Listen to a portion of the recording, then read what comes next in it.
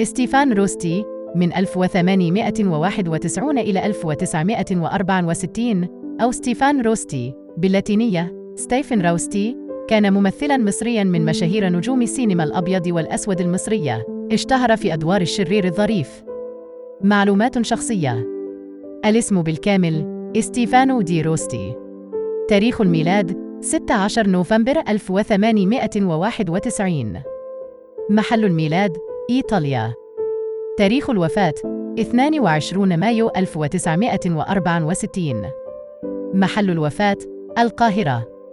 الديانة مسيحي. الجنسية مصري.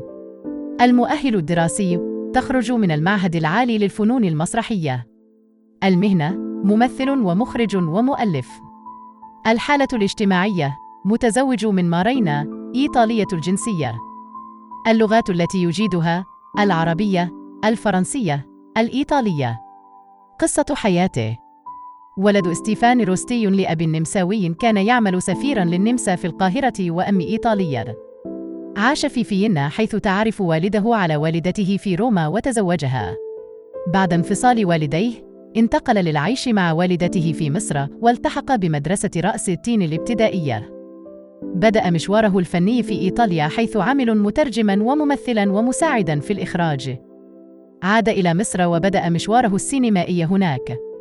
أشهر أفلامه: ليل 1927، البحر بيضحك ليه 1928، عنتر أفندي 1935، الورشة 1940، ابن البلد 1942، جمال ودلال 1945، أحلاهم 1945.